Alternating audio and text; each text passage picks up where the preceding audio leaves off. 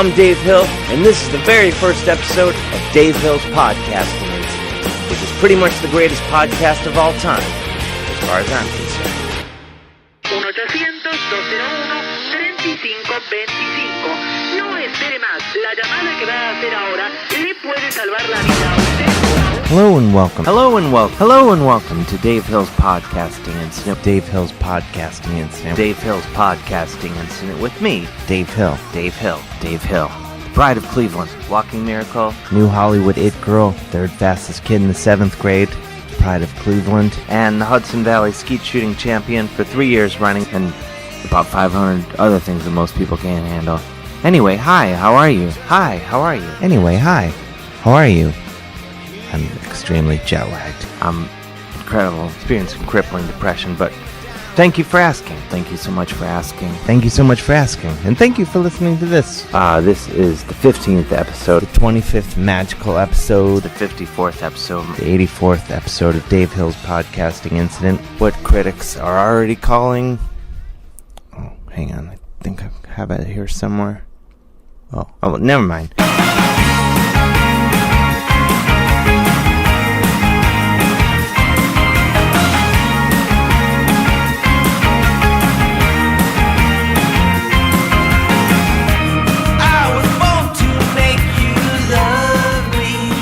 Hello and welcome to Dave Hill's Podcasting Incident with me, Dave Hill, the pride of Cleveland and beyond.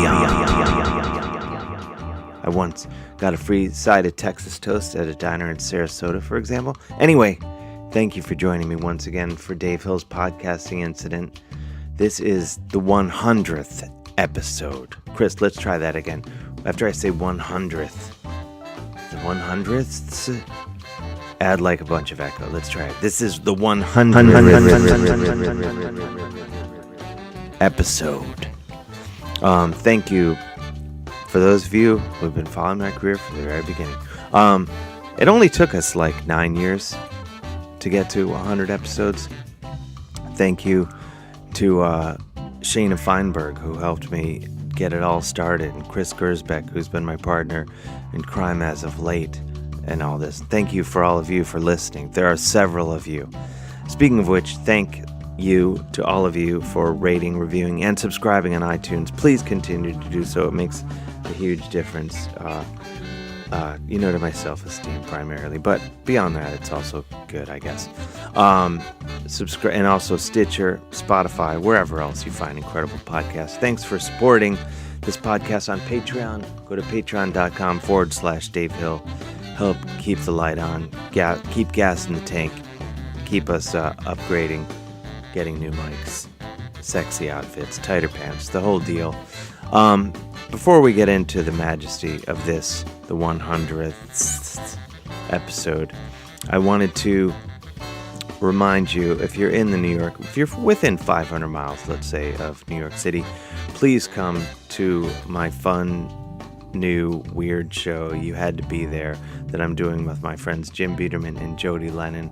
It's a show in which I recount my very important involvement in many great historical moments, some of which I wasn't even alive for. Anyway, it's a great show. Friday, February 1st, 7:30 p.m. These are all at QED Astoria. February 6th at 9 p.m., February 20th, 7:30 p.m., March 6th, 9 p.m., March 13th, 9 p.m., March 27th at 9 p.m. Go to QEDAstoria.com, find out more. Come on to these shows. They've been fun. They've been crowded. And I'm told a lot of people are making out afterwards. Can't verify that. But come to that. And anytime I leave the house, surround me. Please, it helps me get through the day. For this, the 100th episode, Chris had the great idea to go through the archives and celebrate some of the incredible moments of the show over the years. Chris has handpicked these items today, some of which, many of which, most of which I have not heard myself until now, since, they originally aired. But, so I'm just going to tee them up Lucy's here next to me, sleeping for the moment. That could change any second. We're living this shit minute to minute.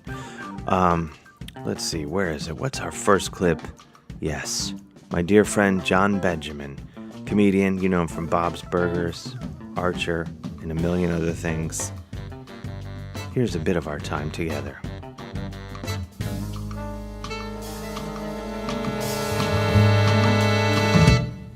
Liv Tyler lives the next block over, though, which is great for me. Really? Do you see her a lot? Well, there's a lot of people. I see her occasionally. Yeah, I mean, I see tons of celebrities. Yeah, you live a few blocks from here. Well, I live right next to Fantasy World, so I see celebrities go in and out. Wait, Fantasy World? That's a sex shop. I'm trying to. Maybe they're not celebrities, but they're. Wait, Fantasy World on dressed, 7th? in like latex. Yeah. The big one. Yeah. The sure. superstore. I went in there to buy a. I go in there, and now not only have I gone in there numerous times, ironically or sincerely, or both. Well, I do a lot of shopping for shows. Yeah, I have a lot. And a lot of my shows involve dildos, and sure. And then a lot of my alone time involves pornography. So my private time and my public time are both served by really conveniently located next to my apartment where my kid is at. But he knows Fantasy World well as well, because I have to walk by it every day. I have and they have like a huge picture window where they keep changing it's like the Barneys of sex shop. Yeah, of like little. So they changed. Was the guy who does the windows like Simon Doonan? He does Fantasy World as well. He sometimes will. He mostly does Barney's, but once a year he'll do Fantasy World. I bought a sex doll in there for a comedic internet video, and an inflatable one. I have it in here. That's the thing. Like, I have a lot of stuff in here that I got for videos that, if out of context, raise a lot of questions, like sex dolls, and like I have this giant. Oh, you mean if you die? If I had a heart attack, like, why does Dave have a Rasta wig? Stuff like that. Well, then, well, yeah. Well, the sex doll for sure. Well, everything here would pretty much bring up multiple questions. I basically don't turn anything down that is given to me or that I see that's available for purchase. I do hope you die here now. I just think it would be poetic justice. But the sex doll, I went in there. And that's really fun. My girlfriend just discovered a 8-inch purple dildo in like my knapsack while she was straightening up. Like opened it up, and my kid was in the other room. She opened, she was just doing laundry and cleaning stuff. Oh, I saw that. She pulled it out. Like, gee, what the fuck is this? That spot the dildo. That's the dildo. Yeah, I saw it. I was able to spot it. It did get harder though. Each time. Yeah, it's gonna get easier and easier. I'm gonna keep doing it. But that was that kind of thing. It's like, it's different when you're alone, because if I die, they'll clean up and get rid of the stuff before the cops come. Of it. But you're just going to be like, I need to assign. They're going to find everything and have to decide what it means. Yeah, piece together their own story. Right. Well, because that's far more interesting than having someone. Well, if you say, my boyfriend is a comedian. He had a dildo. I don't know. Just, can we not do this now? The sex doll I bought, though, is a woman. But when I went in there, I said, I'm looking for a sex doll. Confidently, I said it.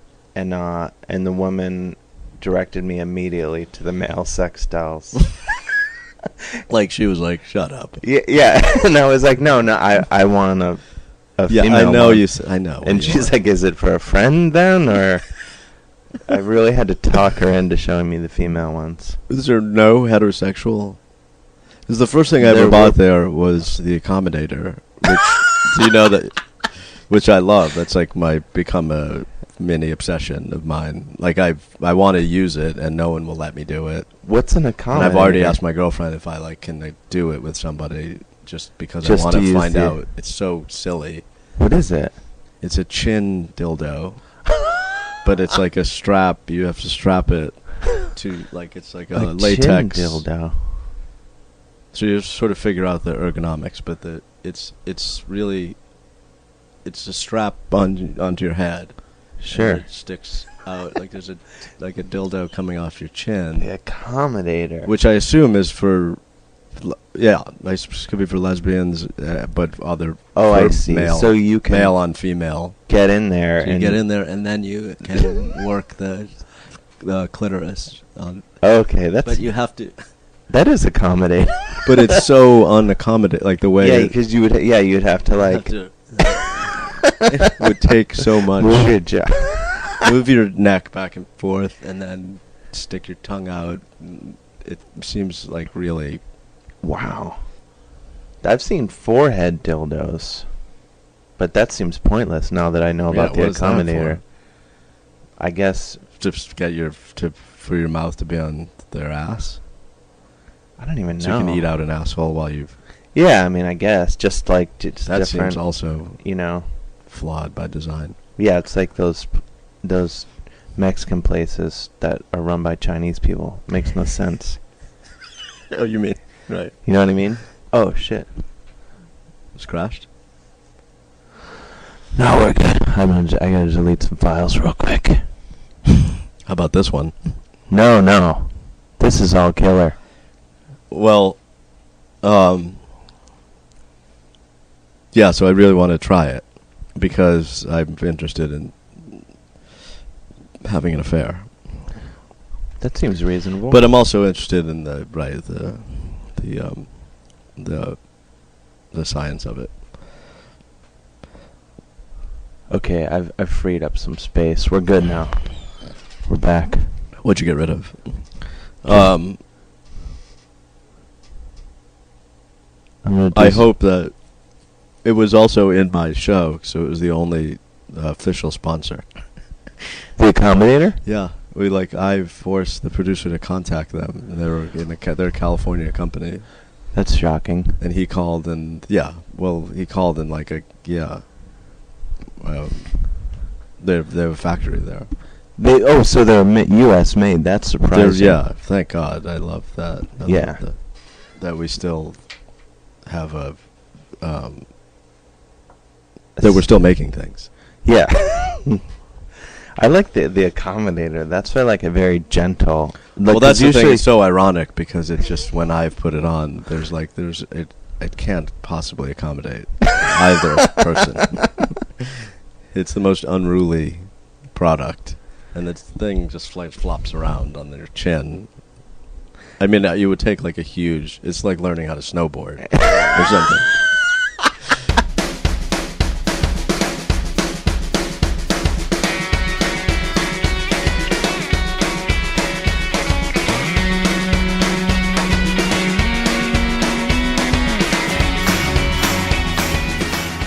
And now, from Jon Benjamin, I'd like to move on to Mr. Kevin Allison, dear friend and comedian.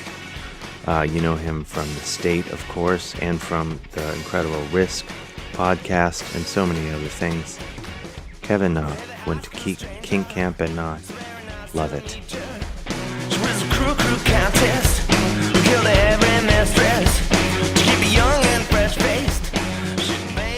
One of the things that I did do at Kink Camp this past year, which was an amazing experience, was I began to realize that in some of these BDSM exchanges, some of this power play is such that you can go beyond what you're physically attracted to. I met a guy who was maybe 500 pounds. Whoa. An enormous man. Huge guy. How? Wow. The kind of guy that looks kind of like Well, like Walter Hudson. Well, what am I thinking? I don't. What's the name of the big purple thing in McDonald's? Grimace? Oh, Is that yeah. what it is? You mean like where he's got like a big Yeah, where he's got a big huge he hasn't seen his balls in 20 years. Exactly. Good. So I'm talking And you hooked up with this guy? I'm talking to this man over dinner, and the guy is like super intelligent and knows a lot. Like I was raised going to the opera and going to theater and stuff. My father was very cultured. So this guy, it turns out, is a writer on performing arts and knew all this stuff. And we had a fascinating conversation. And then he introduces the idea that for 15 years he's been studying whips, leather whips. And I was like, I found myself at the end of the dinner conversation saying, "Sir, I would like for you to whip me sometime this weekend." And he was like, "Great, how's 10 o'clock tomorrow?" And In the morning? No. At night. So there was a storytelling show. I told a story. Jefferson was hosting the show at Kink Camp. And it was the first time I've ever been like, oh, after I told my story, I was like, sorry, I've got to run. I've got something. Right. It's not a show across town. It's a whipping in the dungeon. So I go and I take off all my clothes, and he says to me, I'm not gonna bind you. I'm not going to tie your wrist to a structure. I'm going to have you hold on to some chains, because it's a whole different feeling when you feel like I can run away if I want. Sure. And he had a 6-foot dog sledding whip called a signal whip. And it was a beautiful thing, and he was showing me how expensive it was and everything else. And you know, even though I wasn't physically attracted to the guy at all, the fact that he had such a mastery over this, and he did all this psychological play with me. He was behind me, making it like blow air on my back, and then he was like making it crack next to my ears. He was really good. He was really good. He was teaching And me was about he the gay or history straight? He was both. Yeah, Uh-huh. He was a bi guy. So I had to, and like you were saying, the screaming.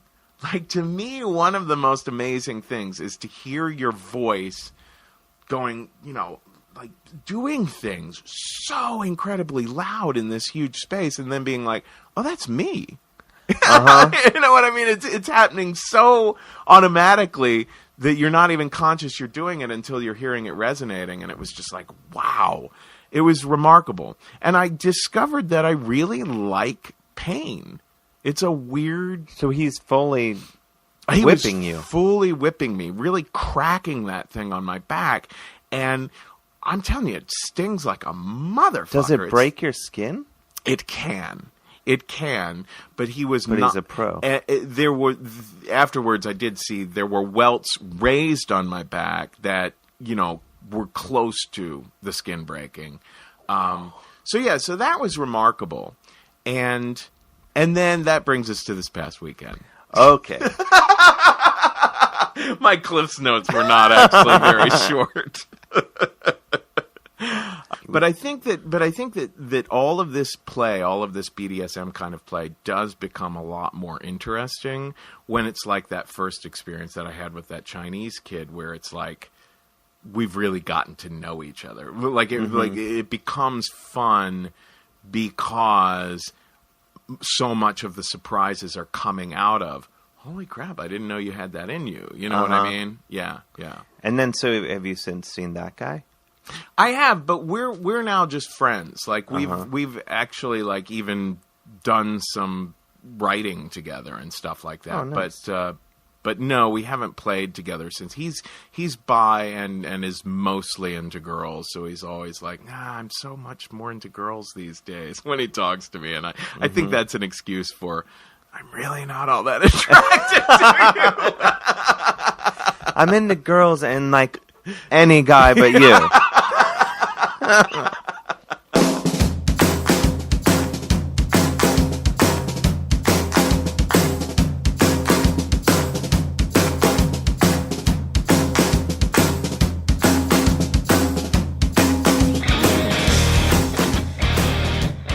Thank you, Kevin.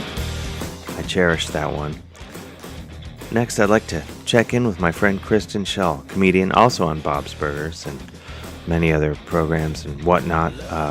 She tells a great story from about the time she met Jeff. Maybe I shouldn't spoil it. Say, okay, I'm not even going to tell you what she's going to talk about. I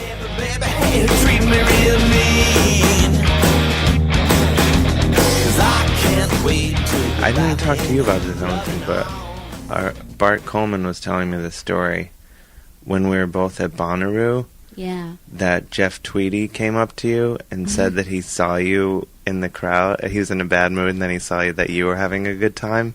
Yeah. And then he said it made him have a good time. Yeah. Did you shit and piss everywhere when he said that? Yeah. That would was be like so weird. So dreamy. Yeah, we were at Bonnaroo and we were dancing. You weren't there. I was at Bonnaroo. I wasn't at Wilco. You didn't go see Wilco. I didn't see them. I can't remember why. I really liked them, but I didn't see them for some reason. Yeah, we were doing shows. Dave and I were doing shows at Bonnaroo in the Comedy Chit, and then after our show, we could go see other bands. And Phoenix was there, and the IAS, and Wilco was on the big stage. So I was able to get to like the front of the Wilco concert because we had like all access passes for being in the festival. Yeah. And I was dancing, and there's just this moment where like, you know, it's still far enough away, but I was like, is Jeff Tweedy staring at me right now? And then I was like, no, you are such an asshole for even thinking that, you know? Like, what a self-absorbed thing to think. And then we were having dinner at the tent, like, for artists to eat dinner, and they're like, oh, shit, Wilco came, you know, because it's mostly the comedians and, like, bands, like, well, riff-raff. Yeah, mostly the riff-raff would eat the free food. Yeah. But they came in, yeah, and then Bart Coleman was sitting by me. That was the best part, because Bart could tell the story to everybody, and I didn't have to. He was like in shock. He was in shock. He was really, I mean, in a great way. He was like so excited to tell people the story. Thing. Yeah, and then Jeff Tweedy came over and he was like, I just had to tell you, like, I'm a big fan and I saw you having fun and it just turned the set around. And I was like, do you want to? And Bart was like, and I was like, do you want to sit with us? And he's like, no.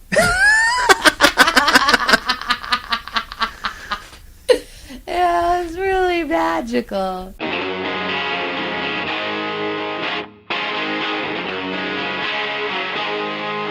Make up your mind. Maybe I could offer you love. Thank you, Kristen. That was good times. Moving on, my dear friend Martha Plimpton. Well, this is, you know, we're both thespians, as you can imagine, and so we talk about a bit of that. But talk is kinda cheap. Maybe hit the streets and run. Maybe take your time and run. Which do you prefer, acting on screen or like doing plays and such? That's a question you're supposed to ask. I know, but I'm genuinely wondering it. That'll be the only question like that the whole time. It's the only actual question that I have. It's not. The rest is just flying by this. Right. It's not. They're totally different. Apples and oranges. Apples and oranges, Dave. They're completely different. The amount of work for both they're both exhausting, but they both take different levels of, you know what I mean? Like, they're different things you have to know they're different skill sets. Yeah. Put it that way. It's like cross-country skiing as opposed to, like, slaloming. Yeah. Okay? Yeah, I get it. But which one is which? See, I don't even know yet. Are the movies the slalom, or that's being on screen the slaloming, or is the theater the slaloming? I think the theater is the slaloming. You think so? Slaloming. Why would you think that the theater's like slaloming? Well, in my tiny bit of experience with theater, slaloming. I know it's one of those words doesn't make any sense the more that you say it.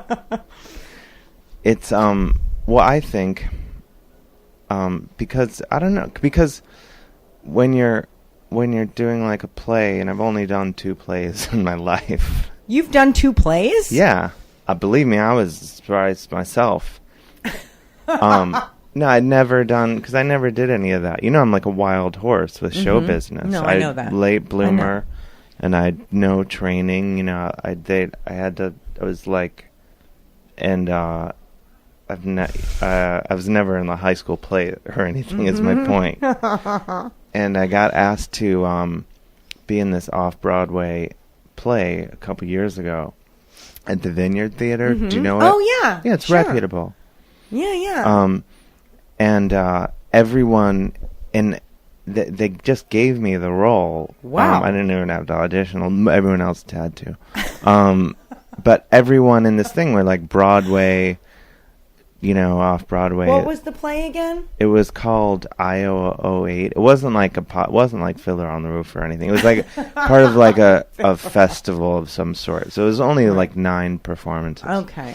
And so they were all like, the only people that I didn't want anyone to know I had never been in a play before, because they were all like serious, like Inherit the Wind. They had just done a lot of these people. That was like a real play. Right. And so I didn't want anyone to know. And then they had like the flyer, the postcard program thing, and it has the asterisk, member actors equity, and everyone has that And except you for didn't me. have one. And I'm like, wouldn't the proper uses of the asterisk be just to put an asterisk by my name and say not member of actors equity? And they're like, yeah, doesn't work that way. And and then the whole time we were rehearsing, they'd be like, Dave, can you move like stage right, which to this day I don't know. You don't know. And even like from music and stuff, I've been playing in bands for years, I still don't know.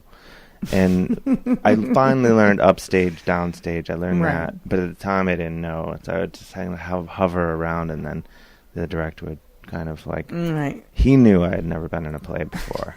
Like they told him. And then the opening night, I was in the green room, and one of the actresses came in and said, "Is there a curtain call?" And I didn't really know. I had a sense what a curtain call would be, the bowing part. Right. But I was like, maybe there's a different kind. So I was like, yeah, that one scene where we're all out there and like the one guy says this. After that, the lights are going to go off. And then when the lights are off, we're all going to walk up to the front of the stage. When they come back on, we're all going to bow together. And she's looking at me like I was the biggest fucking moron in the world. But I was just didn't want to tell her I wasn't sure. That one scene. Yeah, the end of the play. That's in the end of play. When the curtain call happens.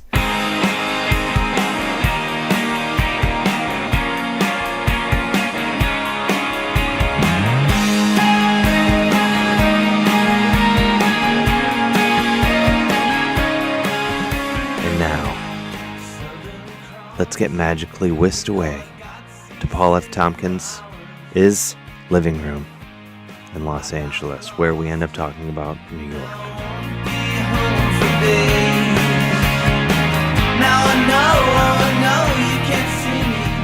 Why did you move here as opposed to New York, the next town over? I think it's a good move. This is more of a show. It is, and town. I like most things in my life, I did not put a ton of thought into it. But a girl that I liked was moving out here, and so I followed her out here. Did she like you? She did for a time. We had dated very briefly, and we were not dating at the time that she moved out here. We were still friends, and I thought I will move out there because I needed to make a change from Philadelphia, where the comedy scene had dried up. Because I started when the comedy boom of the late 80s had started. And then by the mid-90s, a lot of the work was gone. And I was back to working a day job, and I realized, I got to do something. And then this girl was moving to Los Angeles, and I thought, I will go out there too. It seems like a great idea. And obviously, secretly, like the idea is we will get back together, and it'll be like a romantic comedy, And we did not get back together. But it turned out to be a really smart move. It was the best thing for me, because if I'd gone to New York, I don't know that I could have hacked it. I think I was too delicate for that at the time, because New York has a more obvious aggression that I think I would have folded under, and LA's aggression is way more subtle. But it's much stronger. Yeah, but I felt it is. Well, I will tell you this: Los Angeles, the Greyhound station, The entrance to the Greyhound station, the place where you go to leave Los Angeles, says, "Welcome to Hollywood." And so that to me is like the perfect summation of it all. It's like, as you're leaving, like, my dreams didn't come true and I'm going back to where I came from. It says, "Welcome to Hollywood."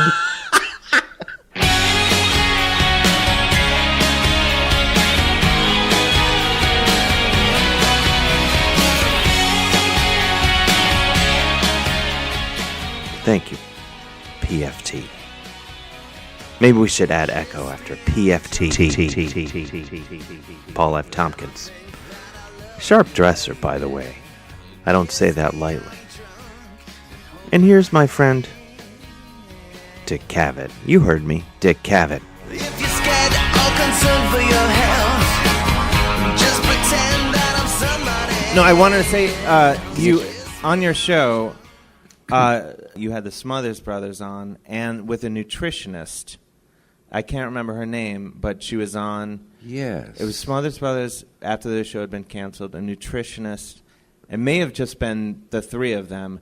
And so I looked her up. She ended up, and she was talking about the proper diet and how to live to be 100 or whatever. Yeah. She died less than 2 years later. I didn't know that. Do you have an album right. of some sort? You keep all these records and things in? No. That I did not know. That's right, Adele Davis. She wore like a very... Oh, Adele Davis, yeah. absolutely. Everybody lecithin. That was... you don't hear about lecithin anymore. I have the anagram curse. Lecithin is an anagram for hint lice. Hint? My question... I'm never wrong. Check me on it. Yeah, but when... Do these anagrams hit you, like, did it just hit you now? Like you couldn't proceed? Yeah, they hit me and I rearranged the word that I heard without meaning to or consciously doing it.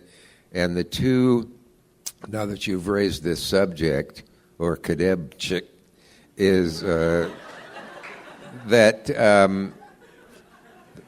I played a word game all one summer with in a house sharing out in the island. And a lady brought the word pequacky. Ham salad. No, I don't know. Now cut that out. It was a game where you throw cubes in as a timer and you make as many words as you can. And this triggered... This is pequacky. In boggle, you don't touch. Listen, you move them. And I couldn't stop doing it day and night in my head. It's like Tetris. Yes. I'd see the word... I'm sorry. I'd see the word... Let that pass. We'll edit that out. I'd see the word Mr. on the Mr. Donut sign. The donut was burned out, and I said just Mr. And I thought merits, remits, timers, and it would go on. There were several more. But the scariest was passing the marquee of the East Hampton Movie Theater, and it was Lawrence of Arabia, and it was the old-fashioned stick the letters on, and probably the kid who did it didn't know who any of the actors were. And so it said, oddly, Lawrence of Arabia, starring Alec Guinness, who, of course, is in it. And I had just had a show with Peter O'Toole, so I thought, I got to take this so O'Toole can see who the star of Lawrence of Arabia is. And then I drove another half block and thought, genuine laces? No, I thought, genuine... Two S's in there. Genuine class.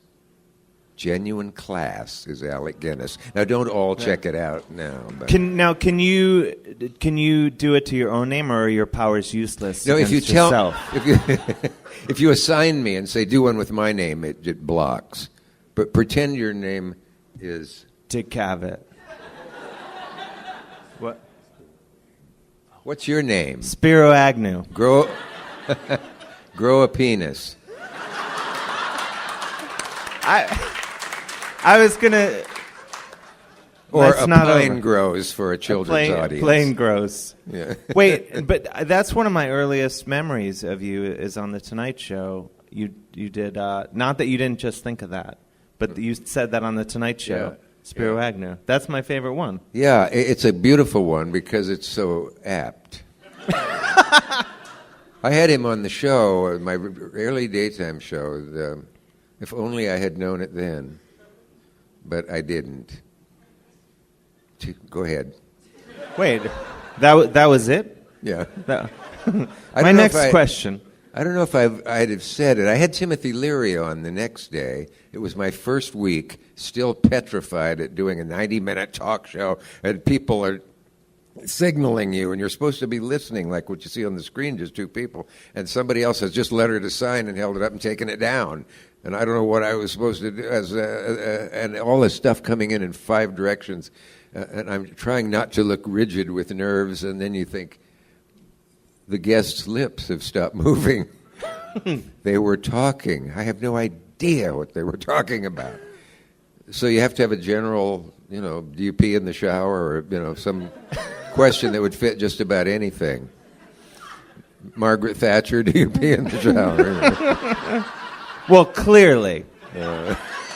Clearly. Well, that's a healthy sign. Yeah, you got to stay hydrated.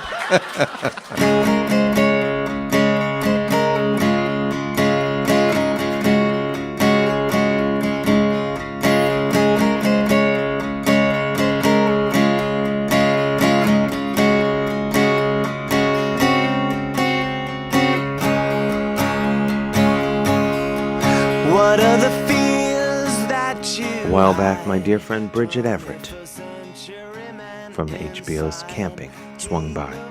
Here's what we chatted about. leading the way as our ages guide. I shouldn't be talking about watching porn. This bad. Why not? I don't know. This is. You watch porn, right? You don't. I do. You got I do. it together. You don't need porn. You're. I live it. No, no, I do. I'm a bit disappointed in myself. In recent years, I've been watching less of it.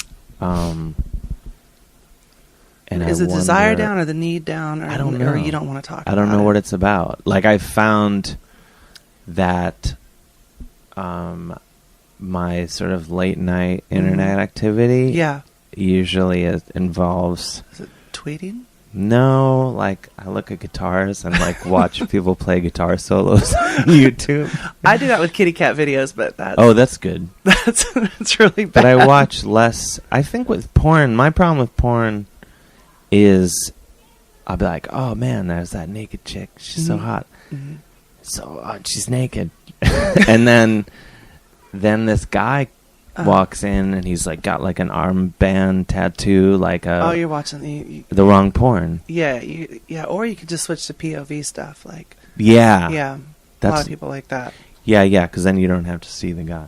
Yeah, it And can then be because he's distracting, always I get got like it. a goatee and he's I like, hate that. yeah. Too tan. But And then they're those, like misogynists a lot of time. Yeah. They're like, fuck yeah, suck it. and the girls I are don't- talking like, Yeah, I don't like that. I don't like that either. I feel like it's not into that. I'm not into that stuff either. But I have very specific search words. What can you talk about that? I don't know. You know, we're just getting to know each other. This is great for the ratings. Oh, it's great for the ratings. Yeah. I like.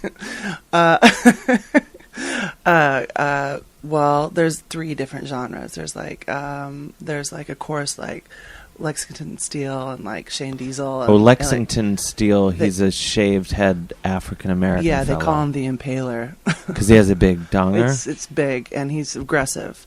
So Oh, there's like that. a lot of name calling. Not name calling. He 'cause does name calling I don't always like, but it's no, just, he does a lot of punishing. Yeah, He really puts it to the ladies. it's like a workout, I guess. How big is his donger? It's like it's coming up on a foot. That's like for real. I mean, it's big. Let's mean, get a look. yeah, he's there's him and there's this guy.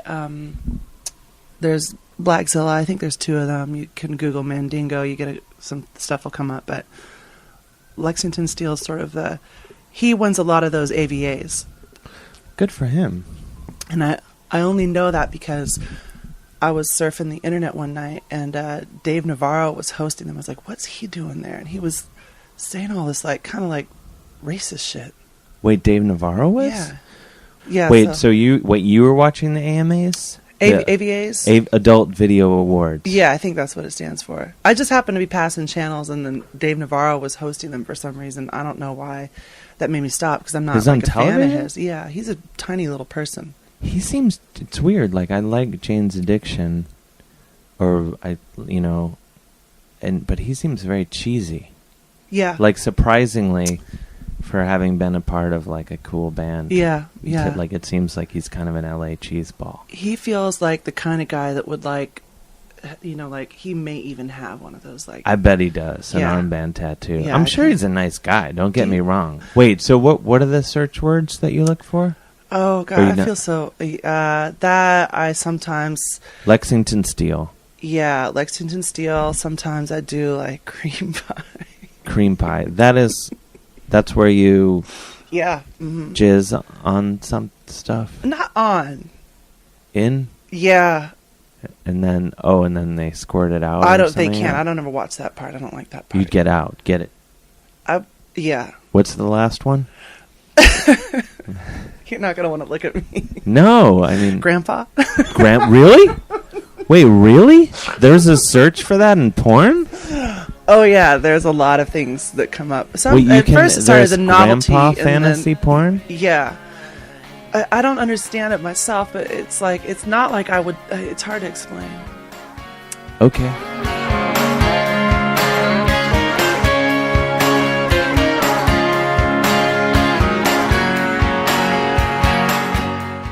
Thank you, Bridget.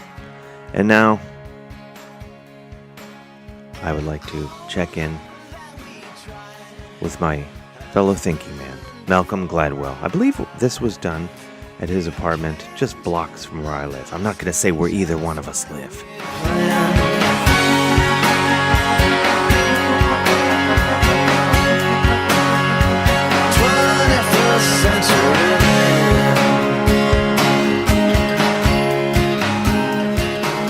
Well, don't you find that though?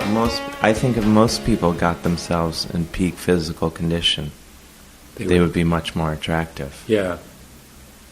I guess, but I wonder if it's beyond. I've always thought it was beyond that. That if you both have a lot of talent and you're physically attractive, it's one more advantage because people just treat you. It's one more reason for people to want to invest in you. Yeah. Right. So if you have two 7-year-old hockey players, both of whom show a lot of promise, and one's ugly and one's a handsome young kid, the handsome young kid's going to get more attention. Yeah. Right. So I mean, if you can sort of, there's all this great research on like how really good quarterbacks are almost invariably attractive, for the same reason that people are more willing to listen to, invest in, encourage the handsome one and the non-handsome one. And it's true if quarterbacks are, as a group, an insanely good-looking set of people. They are. Right.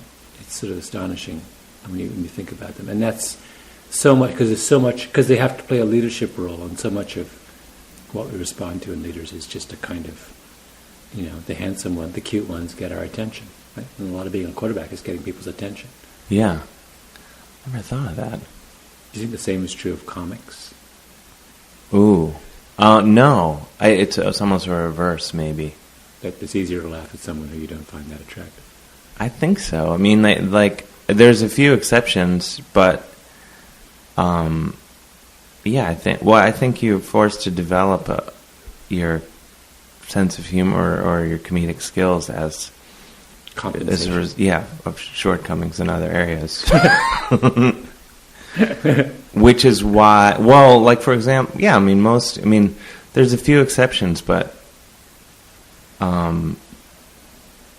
if you were a super, let's just say this is present company excluded. Sure. But if you were super handsome and were extroverted or wanted to be a performer, you wouldn't choose comedy because comedy is the highest risk of all of the, right? You just go into acting. Yeah. Right. You wouldn't engage in the. Right. You do it if you didn't have you'd be drawn into comedy if you didn't have a kind of sure shot at the because being an actor is much lower risk than being a comic. Yeah, I think so. I mean, in comedy, also I think that people. For example, my constant working out, I make sure to never push it so far as to lose my comedic build. You have to, because as you know, I take my shirt off sometimes in performance, and I started to lose weight, and a couple people said, it's not really that funny anymore. If you had a six-pack, this is the one area where if you had a six-pack, it wouldn't work at all. In fact, it would be seen as kind of as somehow tasteless. Yeah, it would be off-putting. And I have a friend, comedian, do you know Hal Sparks? Actor, comedian, musician. But he's in very good shape. And I told him, I said, you just make it that much harder on yourself. He said, I know, I really have to work on my material much harder because I'm in good shape. I always wondered about someone like Dave Chappelle, right, who sort of was about as funny as anyone in his day. Yeah. I guess he sort of stopped doing, I don't know what he does now, but he wasn't unattractive, but he wasn't classically, he had a funny face. Let's say there was something about his face that accentuated, there was a kind of natural goofiness in his manner.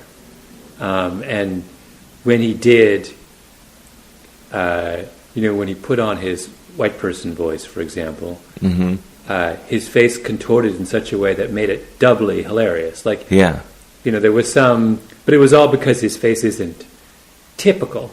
There's something in the constellation of features that's kind of inherently comic. Yeah, you're primed to laugh just by looking at him, and there's something that I'm sure that's a huge part of his. That there was a kind of look in his eye as well when he was doing something mischievous, which again enhanced the. I'm thinking of the. Do you remember it's one of my favorite. I mean, there's so many of his sketches that are hilarious, but there was one he did with John Mayer. Oh yeah, white people music and black. Remember when when they play. They want to see what white people will dance to. Remember this? Mm-hmm. They play this really bad guitar, and they have a hidden camera, and then they go undercover into a barbershop in Harlem, and it was just this sort of absolutely inspired, but it was all set up by this look he had. He would give the camera, which was this kind of, we're engaged in this, clandestine, top secret operation here, and just invested the whole enterprise with this kind of, with the appropriate note. Mm-hmm. But it all started with that look on his face, which was so priceless. Yeah, he's incredible. I hope he comes back. What happened to him? I just heard he's crazy. Just as a simple. I think that's just what I heard. I think he just lost his mind, from what I'm told. Well, you would know this. Was it he was doing, when he was doing his show, so he was doing half an hour of original material every, how many shows was he doing a year? 12? The television show? Yeah. I don't know. I mean, suppose he did 20 shows a year. Yeah, probably something like that. I mean, that is to be funny, where you're carrying the burden of it's not like you have a huge ensemble cast, and where I understand that he and his writer were doing most of the writing. It's an unbelievable creative burden to come up with that much material, right? I mean, that's what always struck me, like you couldn't do. I mean, he's sort of correct in a sense that you can't do a show like that for more than 2 or 3 years without, sort of petering out. It's just impossible. Yeah, that's what I really like about the like a lot of the British programs. They just do 6 episodes, maybe 2 seasons, and then they just go out on top. Yeah, move on to the next thing. No, I mean it's the same thing with op-ed columnists in the New York Times. You really think someone's is going to write twice a week, all year round? That's 100 columns a week? Are you kidding me? Someone's got 100 good ideas? No one has 100 good ideas, right? People always complain about, Tom Friedman. He's writing 100 columns a year, right? Mm-hmm. In a perfect world, he'd write 25, and they would all be fantastic, and you would say, he's a genius. Yeah. He's just being forced to do something that no human being can do. I would never.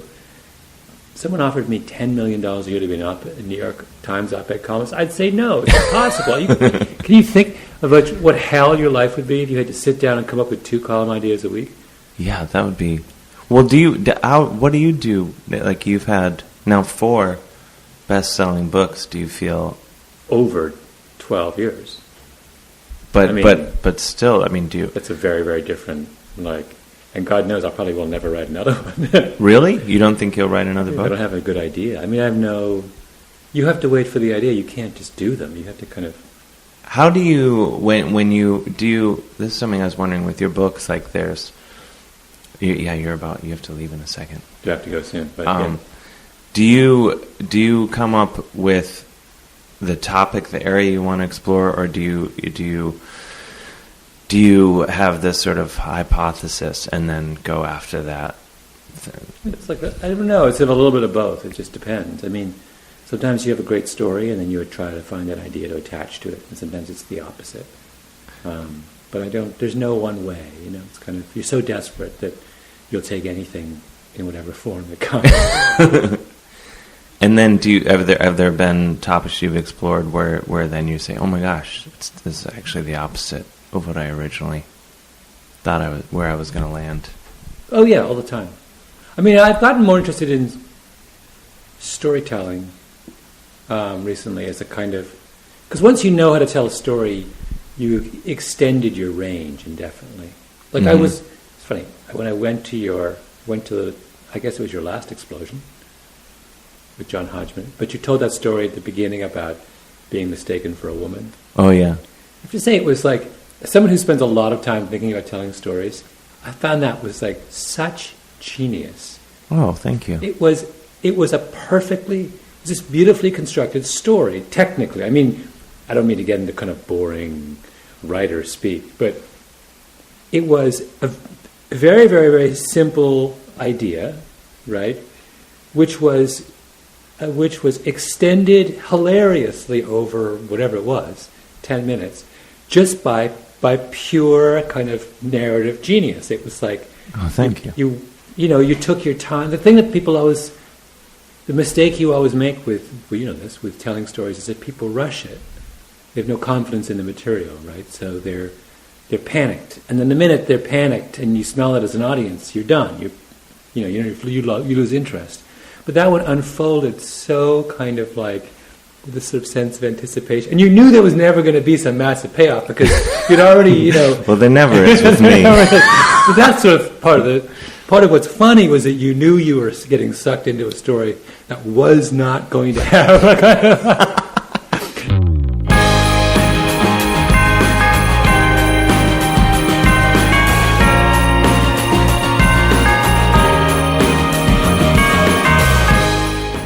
Wow, that was fun, walking down memory lane. Dave Hill's podcasting incident. The 100th episode. Isn't it weird to think that I was just 19 then when it all started? Lucy wasn't even born. I'm sorry, I'm hallucinating. I'm on a lot of cold medicine right now. Let's just drive this bitch home. Thank you, Chris Gersbeck, my partner in crime, the brains behind the operation. Thanks once again to all of you for listening over the years. Can't wait till we have 100 more in the can. Support us on Patreon, patreon.com/Dave Hill. Go to my website, Dave Hill Online, to find out when I'm coming to your town. What is it? DaveHillOnline.com. Wouldn't kill me to learn my own website address, would it? Oh, man. Gotta stop. I gotta read the label on the pills. Jesus. Anyway, until next time, stay street, stay hydrated, and get tested. I love you so much.